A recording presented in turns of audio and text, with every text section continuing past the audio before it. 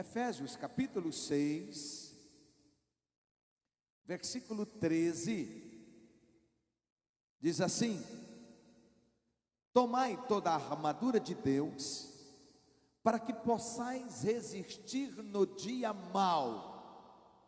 Então diga assim: todo mundo, toda pessoa enfrenta o dia mau. É aquele dia em que nada dá certo. E às vezes não é um dia só, às vezes é uma época, é um tempo em que as coisas não dão certo. E a palavra fala para nós nos vestirmos da armadura de Deus, para resistir no dia mau e depois de ter vencido tudo, permanecer inabalável.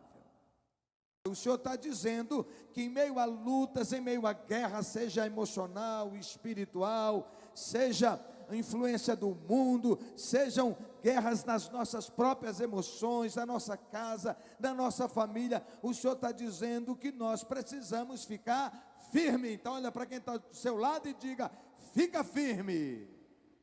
E depois que você vencer, diga: você vai vencer o dia mau. E depois que você vencer, a palavra do Senhor está dizendo que você vai vencer tudo. Dê um glória a Deus por isso. E permaneça, diga, permaneça inabalável. Não é uma vitória numa ocasião apenas, mas está falando para estar num lugar, numa posição em que você, eu, nós fiquemos firmes sem titubear. Amém? Fiquemos firmes e inabaláveis. Meu Deus. É aquela posição em que o diabo sabe que ele não vai te derrubar, que ele não vai te derrotar, porque você está em Deus e permanece em Deus. Você sabe que a gente está vários domingos, me parece que esse é o 8º ou 9º domingo já, falando sobre a vida de Davi e trazendo aplicações para a nossa vida. E o nosso tema, o poder revelador das crises. Diga: as crises revelam o que temos de melhor e o que temos de pior. Diga: as crises preferencialmente revelam o que temos de pior. Porque quando está tudo bem,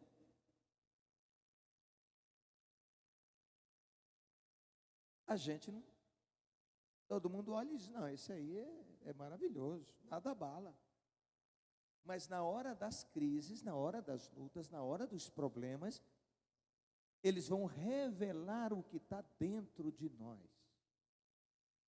Por isso, quando um crente na hora da crise para de adorar, para de louvar, ele está mostrando exatamente quem ele é. Porque louvar quando tudo está bem é fácil.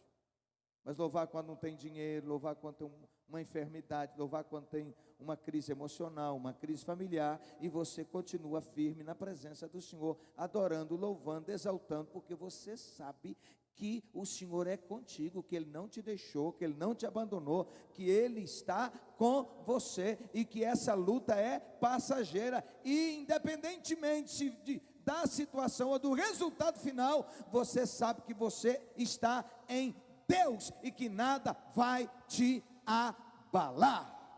Estamos falando há algum tempo já que nossa vida é feita de altos e baixos. Tenho dito que tudo que nos acontece serve para nosso amadurecimento. Paulo diz: sabemos, o que nós sabemos? Que todas, fala, cooperam, isso é, fazem bem, para o quê? Para o bem daqueles que amam a Deus e são chamados segundo o seu propósito. Sabemos. Isso quer dizer que nós não poderíamos ficar abalados, ser tomados de surpresa diante dos problemas, porque A palavra diz que sabemos que todas as coisas cooperam. Ainda que no momento a gente não consiga entender como coopera, por que coopera. Se você lê os Salmos de Davi, e é importante ler, é importante tomá-los como sua oração. Abra a Bíblia e leia alto em oração. Ele está passando por lutas diversas. Os mais diversos problemas. Ele está enfrentando uma luta contra um rei que quer destruí-lo, que quer matá-lo, e está perseguindo-o dioturnamente com 3.000 soldados da elite, a guarda especial. E que bom hoje a gente vê, que bom que Davi passou por isso, porque ao passar pelas provas, nós temos o conforto na palavra de alguém que passou pelas mesmas lutas e que ficou firme na presença de Deus, e Deus deu a vitória. Amém? O apóstolo Paulo, escrevendo aos Coríntios, fala disso. Que o que aconteceu com o povo de Israel em toda a história deles é para nos edificar, para nos fortalecer, para nos levar a confiar no Senhor e não praticar o que eles praticaram, e não vacilar onde eles vacilaram. E mais, aquele tempo eles não tinham a presença do Espírito Santo dentro de si, eram manifestações do Espírito de Deus em ocasiões, eles não tinham nem a Bíblia. E hoje eles tinham um templo externo, onde eles viam ali, onde estava a habitação de Deus. E hoje, através do que Jesus fez por nós na cruz do Calvário, dando a sua vida por nós, nos comprando para Deus, pagando alto preço de sangue pelos nossos pecados, para nos redimir para Deus. A Bíblia diz que quando eu o confesso, eu o recebo como Senhor e Salvador da minha vida, eu me torno templo, a habitação do Espírito Santo de Deus. A Bíblia diz que o Espírito Santo de Deus passa a morar comigo, habitar em meu ser. Isso é poderoso. Diga: eu não estou só.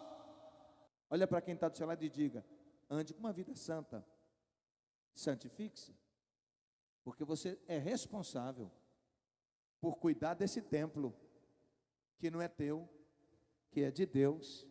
Olha para a pessoa, põe esse dedão assim e diga: você é de Deus, você é de Deus, o Espírito Santo habita em você, e Ele tem ciúmes de você, Ele geme por você. A dor serve para revelar quem são as pessoas que estão perto de nós. Porque quando está tudo bem, está bacana, está todo mundo de boa. Mas quando tem problema, aí você vai saber quem é quem. Isso é bom. Bom para a gente não ficar no engano, não é não? Gente que você ama, investe, cuida, e dá o máximo de você. E quando você está na hora da luta, que você está precisando de um apoio, precisando de um abraço, precisando de uma palavra dizendo: eu estou contigo, precisando de um ombro dizendo: essa sua guerra é minha, conta comigo. E a pessoa vaza da linha, te deixa, te trai, muda de time.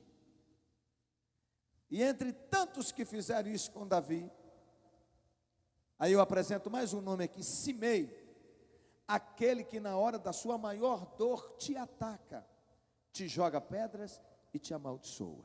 Lembrem-se que Davi está passando a pior das crises agora, porque Saul já havia morrido, ele já havia se tornado rei, o reino estava consolidado, estava tudo bem, tinha enfrentado as batalhas todas, já tinha enfrentado o problema lá do pecado com Batseba, já tinha voltado para a presença do Senhor, estava tudo bacana. E aí um filho se levanta contra ele, Absalão, o revoltado, e começa a roubar o coração do povo. 4 anos continuamente fazendo isso, e dizendo: se eu fosse rei nessa terra, você teria voz, você seria ouvido, seu problema seria resolvido.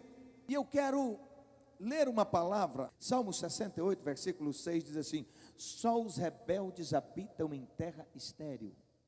Diga, todo rebelde, o lugar dele, a habitação dele é na terra estéril. O que quer dizer isso? Está falando de esterilidade. Está falando que Deus não abençoa gente assim. Está falando que nada vai fluir na vida de tal pessoa. E quem tinha se levantado era um filho.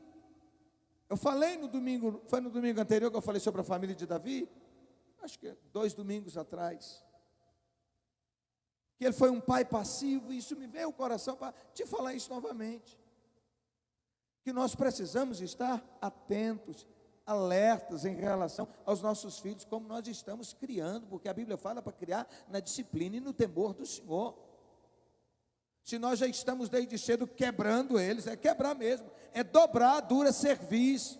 Falei aqui, há 2 domingos atrás, se você tem filho pequeno, ele já te domina, está tudo errado.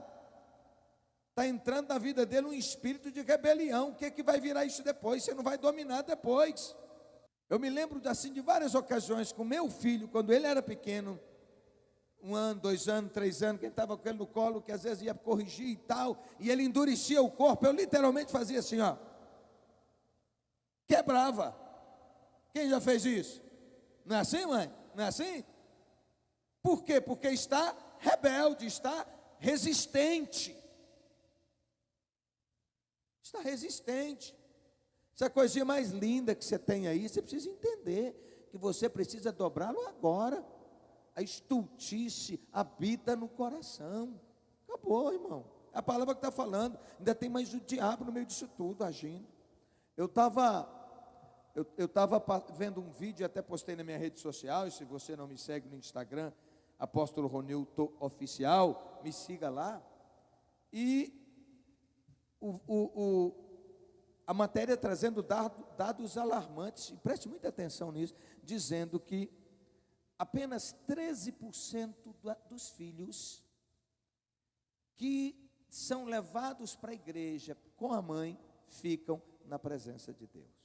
E dizendo que 93% dos filhos que são levados para a igreja pelo pai, eles ficam firmes na igreja.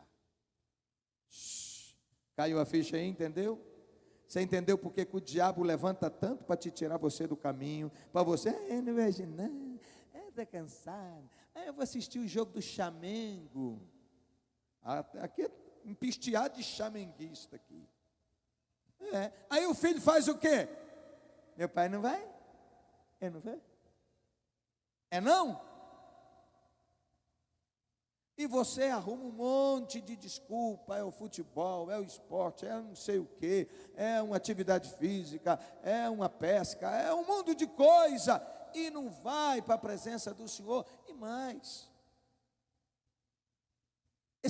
essa matéria mostra o poder e a influência que o pai tem na vida dos filhos. Entenda, é por isso que o diabo ataca tanto os homens, para tirá-los da presença de Deus, porque sabe que os seus filhos também não vão para a presença de Deus. Pode olhar, veja quantos homens tem aqui e quantas mulheres tem. Veja quanto ataque. Você precisa abrir teu olho, meu irmão, porque você está sendo flechado pelo diabo e não percebe. Pode olhar, quem são as pessoas mais fervorosas espiritualmente na igreja? Quem são? Pode falar. As mulheres. Os homens, gelados, a maioria, descomprometidos, e tem alguns, se não fosse por causa da mulher, não pisava num culto, estava no mundo. É verdade ou não é? Você sabe, minha filha, o esforço que você tem. Claro que tem alguns aqui, graças a Deus, que amam a Jesus, são cheios do Espírito Santo de Deus, amam estar na presença do Senhor. Mas eu estou te falando de dados que são reais, dizendo que o diabo ataca os homens para que eles não andem na presença do Senhor, porque eles sabem que se os pais Os homens, se eles não estão na presença de Deus, os filhos também não irão. Tanto menino quanto menina. E pior ainda, quando a mulher dele não é sábia, que ela ainda arruma uma confusão com ele ainda. Aí é que o negócio desgraça tudo. A nossa geração abriu mão de ensinar e exigir que os filhos tomem bênção aos pais. Sim ou não? Eu cresci e tomava bênção até de quem não era parente. Tudo quanto é mais velho do que eu, uma pessoa mais velha, eu tomava bênção. Já contei para vocês que eu já fiquei no vácuo. Levantei a mão para um fazendeiro, um coroa, a bênção, e ele me deixou com a mão assim. E eu estava na hora errada, que eu estava com 13 anos, aí é a hora da revolta. Mas eu fui ensinado a tomar bênção, tomava bênção os tios tudo, a tropa toda, pai, mãe, o tempo todo. Aí eu digo, por que a gente parou de fazer isso? Quem ensina e exige que os filhos tomem bênção, levanta a mão.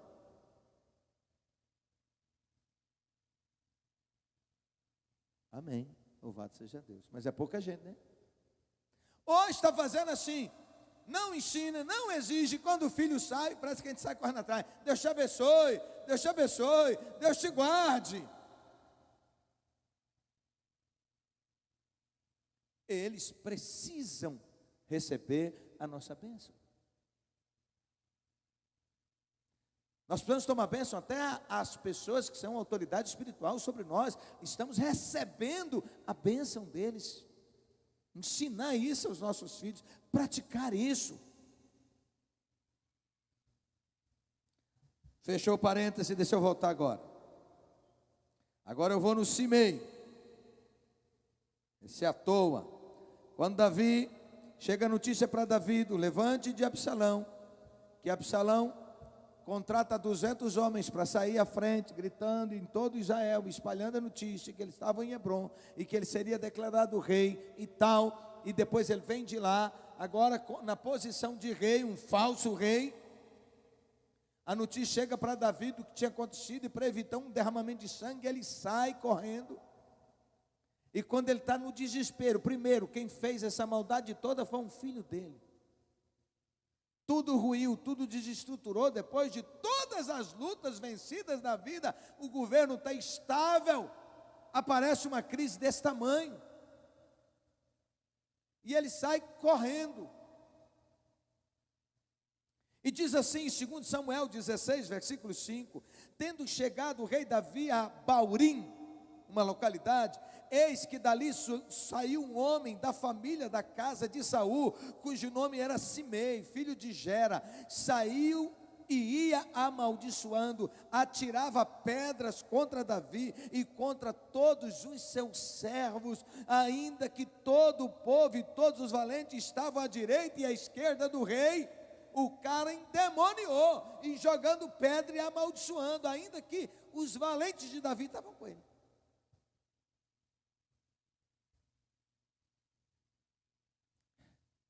Amaldiçoando-o, Simei dizia: fora daqui, fora homem de sangue, fora homem de Belial, homem de Satanás. O Senhor te deu agora a paga de todo o sangue da casa de Saul, cujo reino usurpaste. Davi jamais fez isso. O Senhor já o entregou nas mãos de teu filho Absalão, e este agora na tua desgraça, porque és homem de sangue. Então Abisai, filho de Zeruia, disse ao rei: por que esse cão morto amaldiçoaria o rei, meu senhor? Deixa-me passar e tirar a cabeça dele. Isso é na sua maior dor. Esse cara vem te caluniar, vem te atacar, ainda te jogar pedra. Deixa eu arrancar a cabeça dele. Respondeu o rei: que tenho eu convosco, filhos de Zeruia? Ora, deixe-o amaldiçoar, pois se o Senhor lhe disse amaldiçoa Davi, quem diria, por que isso está fazendo assim? Davi está dizendo, se foi Deus que liberou ele para fazer, quem é que vai dizer que não deve? Que meu Deus, que homem.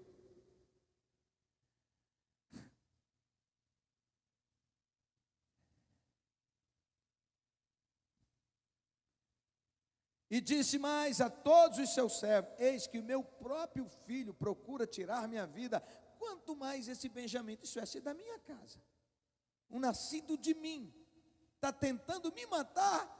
Então, o que vai doer mais?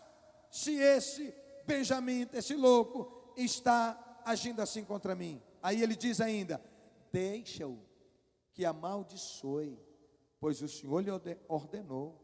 Talvez o Senhor olhará para a minha aflição, e o Senhor me pagará com bem a maldição que ele me lança nesse dia. Está dando para entender por que a Bíblia fala que Davi é o homem segundo o coração de Deus?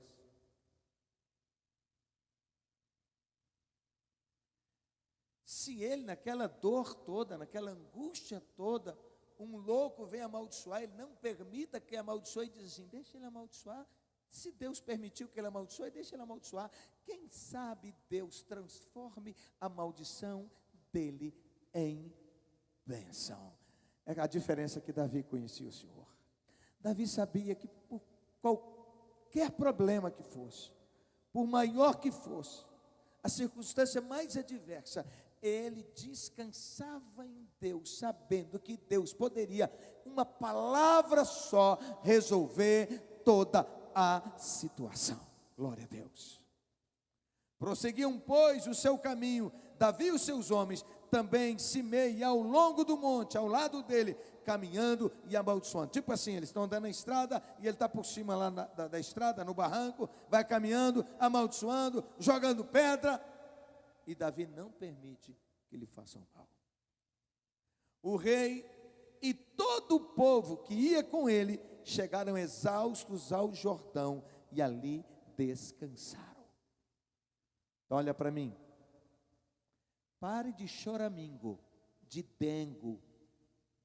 É que eu estou passando a luta mais difícil da minha vida, e precisa de gente para me dar uma palavra, veio um endemoniado para me amaldiçoar. Fica firme na hora da sua dor, no dia mau, e Deus vai medir o seu coração, e Deus vai te dar a vitória, e tudo vai servir para você fortalecer os seus ombros, entendendo que a vida é assim mesmo. Que tem gente que abençoa, tem gente que cuida, mas tem gente endemoniada, tem gente perversa, tem gente que quer a nossa desgraça. Então pare de ficar por aí, sofrendo, se acabando, porque na hora da luta, do dia mau, pessoas malignas se levantam para pisotear você. Diga: os meus olhos estão no Senhor. Aleluia. Bem, esse não era do relacionamento de Davi, mas tem um aqui que eu vou te falar que era Aitofel. Alguém que você tem em alta conta, tem como um amigo, um conselheiro, que rompe com você e agora trama contra você. Diz a Bíblia que Aitofel tinha se tornado uma autoridade tal em Israel, que o que ele falava era como se Deus tivesse falado. Só que no dia que o filho se levanta contra Davi, ele mudou de lado na hora e foi ser conselheiro de Absalão, um homem altamente, o homem mais respeitado em Israel. Segundo Samuel 15, 30 e 31 diz assim: seguiu Davi pela encosta das oliveiras, subindo e chorando. Olha para quem está do céu e diga: você pode chorar na dor, você não pode aceitar viver na dor. Nós somos seres humanos, nós temos emoções, a gente pode chorar, mas nós precisamos canalizar o nosso choro. Não pode ser aquele choro de que tudo acabou, que não tem mais chance, que não tem mais oportunidade de uma virada de mesa. Um choro depressivo. E diz que Davi ia subindo e chorando, tinha a cabeça coberta e caminhava descalço. Todo o povo que ia com ele de cabeça coberta subiu também chorando. Então fizeram saber a Davi dizendo: Aitofel está entre os que conspiram com Absalão, pelo então que disse Davi. Agora é a reação dele: ó Senhor. Ele falou com quem? Davi falou com quem? Com Deus, na hora da sua maior dor. Ele está vivendo o problema, mas ele não está acusando a Deus. O Senhor me largou, o Senhor me abandonou, o Senhor não me ama, não sei o quê. Davi sabia quem ele era em Deus, e Davi sabia quem era Deus na vida dele. Portanto, ele imediatamente emite uma palavra: ó Senhor, eu te peço que transformes em loucura o conselho de Aitofel. Uau! Porque é de tremer. E sabe o que é o pior? É que quando a gente está passando um momento difícil, o povo só começa a chegar para dar mais notícia ruim. Não é assim? E o tal de está todo mundo falando: ah, está todo mundo seguindo Absalão. Ah, está todo mundo fazendo tal coisa. Ah, fulano, Davi. Davi, pelo amor de Deus, até Aitofel, Davi, mudou de lado, rompeu com você. São setas do diabo para abater você, para espezinhar você, para levar você à desistência. No Salmo 41, versículo 9, ele diz: até o meu amigo íntimo, em quem eu confiava, que comia do meu pão, levantou contra mim o calcanhar. E logo depois, o tal do Aitofel, ele era tão sábio, e agora usando a sabedoria para o mal, ele imediatamente aconselha o novo rei. Disse ainda a Aitofel, 2 Samuel 17, versículo 1 e seguinte, disse ainda Aitofel a Absalão: deixa-me escolher 12.000 homens e me disporei e perseguirei Davi essa noite.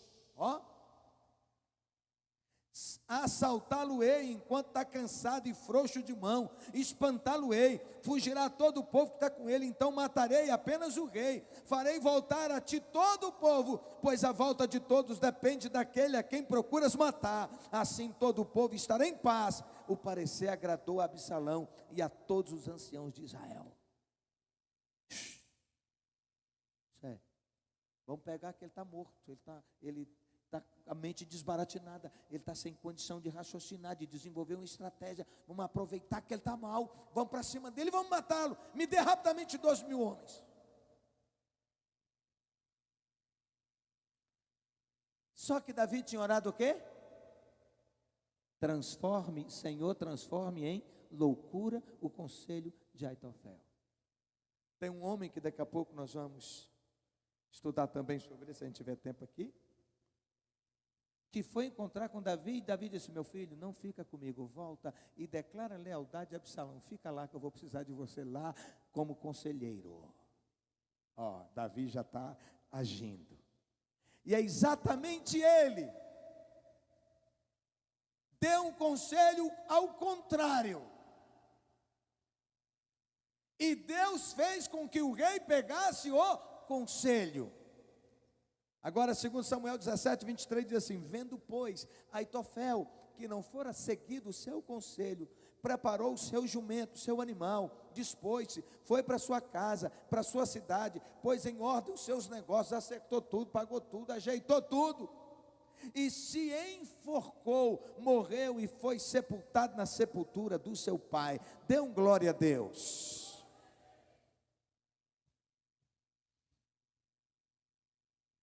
Você não está só nas suas guerras.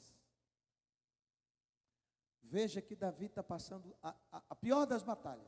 E agora o homem de maior importância no reino, o conselheiro mais estimado, mais respeitado, rompeu com ele, está dando uma orientação, e que era correta, para pegar Davi enquanto ele estava cansado.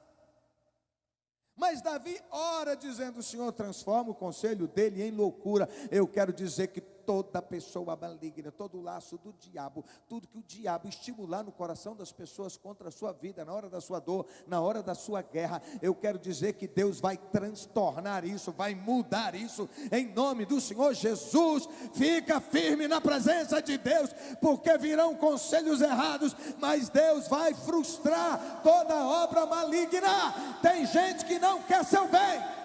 Dicasinha rápida assim: mulher em crise no casamento não vai se aconselhar com as Aitoféis ou Aitoféis que separaram. Se a mulher divorciou, separou, ela vai te falar o quê? Chuta, dá um pé na bunda. Vá se aconselhar com quem tem um casamento estabilizado, com gente firme na presença de Deus, para te dar conselho da parte do Senhor.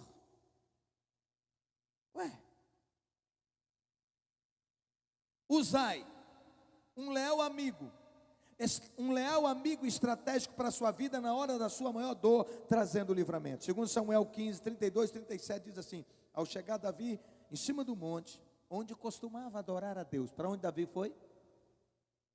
Para onde ele foi? Foi para o boteco, né? Ele foi comprar droga, porque ele estava louco. Ele foi para o monte, ele foi para o lugar onde ele adorava ao Senhor, ele foi para onde ele poderia receber graça. Aleluia, é isso. Oh irmão, em nome de Jesus, o que o diabo quer na hora da sua dor, da sua luta, é te afastar, é revoltar, é te afastar da igreja, é te afastar da célula, é te afastar dos irmãos, das pessoas boas, te afastar da oração. Ele quer que você não peça ajuda, mas o Davi está nos ensinando que o caminho dele, apesar de ser o momento mais difícil da vida, ele vai para a presença do Senhor. Ele tinha o costume de orar no monte, então é para lá que ele vai, para adorar a Deus. É como chegar e se jogar e dizer: eu não tenho motivo nessa hora para adorar, a dor é muito grande, mas eu não sei fazer outra coisa a não ser adorar o teu nome, exaltar o teu nome, bendizer o teu nome. Bendiga ao Senhor na dor, exalta o Senhor na sua luta, bendiga ao Senhor na sua enfermidade, na crise financeira, na guerra na família, no problema com os filhos, exalta o Senhor, nos relacionamentos com os outros, os problemas e as crises que surgem, exalta o nome do Senhor, adora o Rei, porque quando você adora, Deus desce, a glória de Deus desce, Deus toma a sua causa. E eis que Uzai, o arquita, veio encontrar-se com ele, de manto rasgado e terra sobre a cabeça. E disse-lhe Davi: se fores comigo, você vai me ser pesado.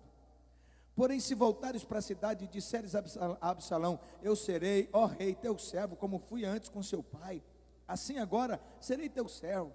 Dissipar-me-ás o conselho de Aitofel. Davi sabia que ele precisava de uma pessoa dele junto ao rei para mudar, para cancelar, para dissipar, anular o conselho que viria de Aitofel, porque ele sabia que Aitofel tinha a estratégia mais importante para desgraçar com Davi. Portanto, gente vai te trair? Vai. Gente que comia com você? Vai trair. E vai sair cheio de razão, vai romper com você e vai se colocar como vítima. E pau na sua cabeça. É assim ou não é? Eu fico vendo em todos os problemas que a gente enfrenta na igreja, na liderança e tal, gente que sai, gente que rompe, não sei o quê. Aí a pessoa sai com o coração envenenado, vai no ouvido de um, no ouvido de outro, no ouvido de outro. E eu fico vendo assim a imaturidade da maioria dos crentes, que eles não vêm ouvir o outro lado. Eles não vêm me ouvir. Eles, não é assim, pastor? Eles não vêm ouvir a liderança da igreja. A palavra que o outro que está com o coração envenenado falou, envenena o coração dele e acabou. Eu fico vendo quanta imaturidade, quanta meninice estão sendo manipulados